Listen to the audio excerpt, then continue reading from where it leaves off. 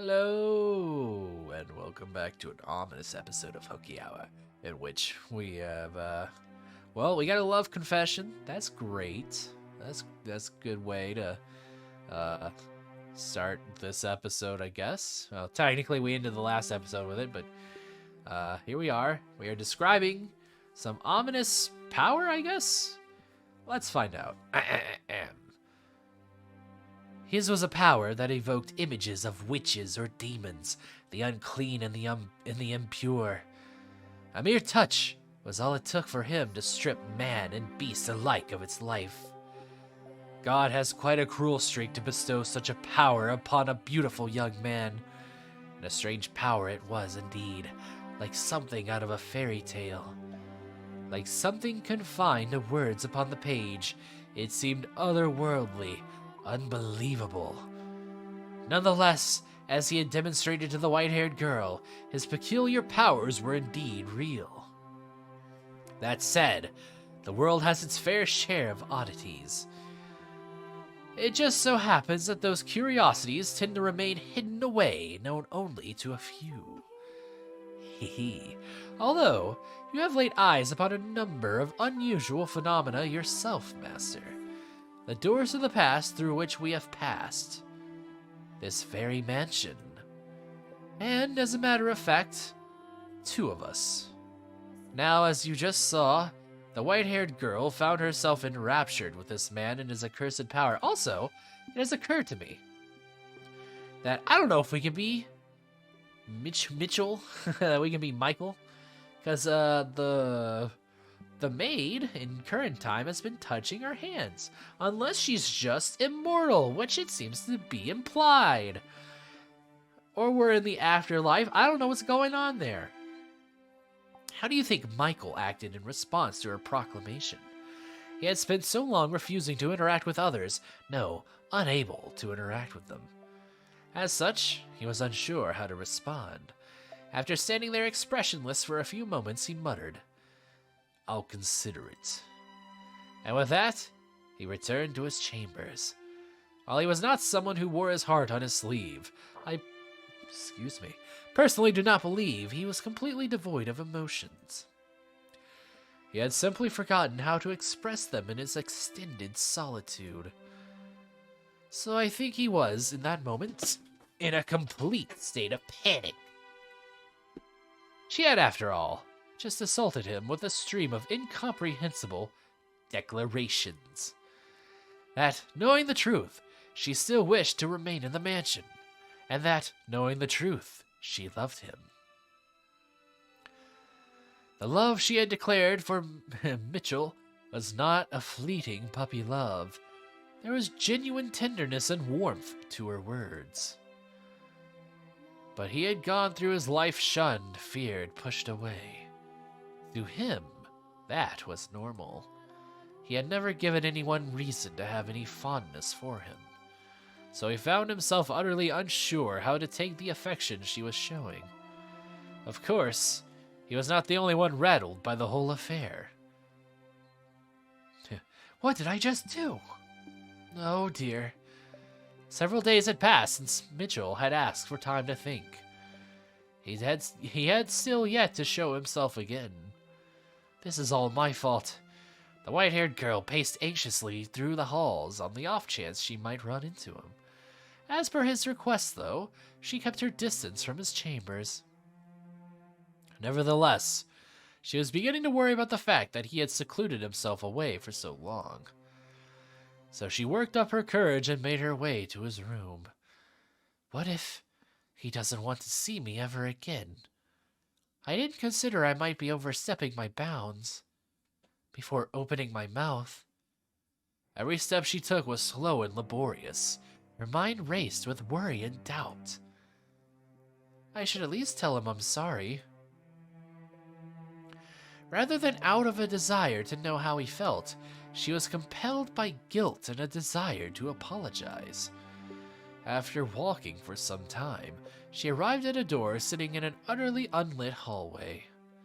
She drew in a breath of musty air, then let it out, repeating the process several times. Next, she reached her hand up to knock on the door, then pulled it back, also doing this a number of times. Heh heh. Oh, how adorable she was. I wanted nothing more than to give her a little nudge. Wait, are you there? The maid is there? I thought it... No. That's a little strange. Is the maid just the spirit of the house? Maybe. The maid's the butterfly. Or maybe the maid's the curse, taking human form. After all, she was too sweet a girl for her worries to be anything but misplaced.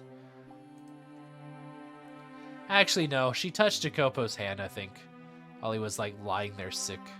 Or shot by the random person in the cart all the way back whenever that happened. I just can't find the courage. Maybe I should come back another day. The butterfly was purple. Just saying. She could be the butterfly, the maid. What's the point of waiting? Maybe she died and got reincarnated as a maid who came to the mansion 2 days later or something. I need to apologize and get the weight off his back now. She gathered her courage once more, this time determined she would do it. The white-haired girl moved her small fist toward the door, which then swung open. Ugh! Gasp! I'm sorry. Also, how do these people not just, like, constantly, just jump scare each other at all times? Please, you must announce your presence. I almost walked right into you. Are you in that much of a hurry for a mishap? I'm sorry. And I believe I told you to stay away from my chambers. You did, so I spent a long time debating whether I would, but I decided I really wanted to tell you this. Oh, well, actually, I am truly sorry. What? The other day, I could barely manage to get the words in my head all the way to my mouth. There is no room in my mind for anything else. I shoved my own thoughts and feelings into your face. Not considering that might not be what you wanted. Just running, non-stop, not thinking at all. I was terribly disrespectful to you, completely selfish. You're a kind-hearted man, I truly believe that. But you were only being courteous because you're a nice man. I'm sure you have little interest in the affections of a queer little girl. I assume that is, I am just reading the script, and I am going to assume that might not mean what we think it means. Or it might not be how we understand the word today. I will not be giving examples, but I will say that's probably, different context for that word. Nonetheless, I would love it if I could stay here. It would be a wonderful blessing. But if you really don't want me here, my feelings are imposing upon you, I apologize. I'm sorry, and I'll take my leave of this house. Uh-oh. Is he gonna be like, no, stay. I have decided you are worth keeping around. I'm sorry. Don't be. My mind went blank for a moment. What? I find it difficult to comprehend you. The other day you were firm in your intentions to stay, and now you say you'll leave without a struggle. You holed up in your room for so long that I thought, you didn't want me around. To be honest, I want to stay here. I do. I think you should do whatever pleases you. Huh? You can stay, or you can leave. I will not pressure you to do one or the other. So, I'm not imposing? To tell you the truth, I had to think about that for some time. However, I have now come to something of a solution. Since you're here, come into my room. What? But I thought I wasn't allowed to. To prevent what almost happened a few moments ago, put on this full bodysuit. this spandex. It looked like it's like, what were those things? Just like a full bodysuit. Like, oh my god. I know there were like so many people that just like ran around in full body Under Armour or whatever. What was it called? Is it just Under Armour? Was that what it was? Whatever. Anyways, full body Under Armour, so we don't accidentally run into each other. Because, dear God, we just cannot turn on a light in this house. You're forgiven. Now come in. Okay. Wow, nice room. Oh, this looks like the other, or like that one. This is the same room from when we like met that shadow person. When we got the key to the master bedroom. Anyways, is this a necklace? If that's what it looks like to you, then I suppose that means I succeeded. Pick it up. Ah, it has a little bell. Oh wait, I forgot to wipe it off. It has my germs. You're now, you're now poisoned. It's adorable. Please, make an effort to wear that while you're in the house. Because it's so dark. There will always exist the risk that we might accidentally bump into one another. So I try to come up with a way to reduce that risk. Does that mean you didn't leave your room because you were working on this? That's right. What other reason would I have? Would I? Yeah, he said that. I think most people would assume it was because they put you in a bad mood, or that you didn't want to see them.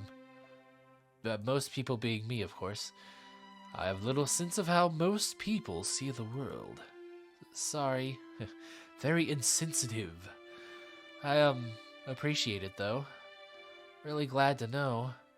She put so much thought into a life together with me. Let's not take it that far. It would... Let's start at friends. Start as acquaintances. It would be difficult not to after the other day. Heh heh. I'm so happy right now. I can't think of a better word to describe it. I couldn't be happier. You're being dramatic. To tell you the truth, I feel a little bad about it. I cringed a little bit.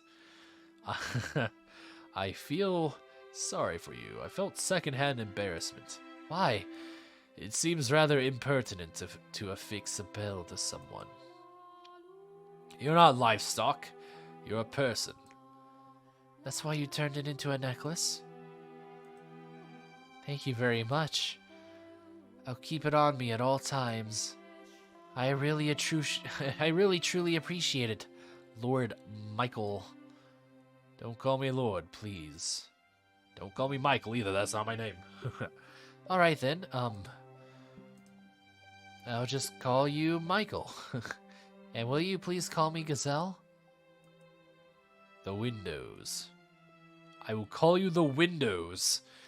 What? We could open the windows. Never mind. I was just thinking you wouldn't need the bell at all if we could get some light in here. They can't be opened? They're rusted shut. All the windows have been shuttered for as long as I've been here. I assumed you had boarded them all up. That was done long before I ever arrived. After so many years here, though, I hardly consider it an inconvenience anymore. It also serves to repel wanderers. Oh, really? Says something odd about that. No. It's just, I realized I had the wrong impression about a number of things. As I learn more, I see things in a different light. See you in a different light. And next time on Hooky Hour, we'll view it. We'll view next episode in a different light or something. Subscribe, I guess, after that zinger of a line. Nonetheless, thank you all for watching. I'll see you next time on Hooky Hour. Bye!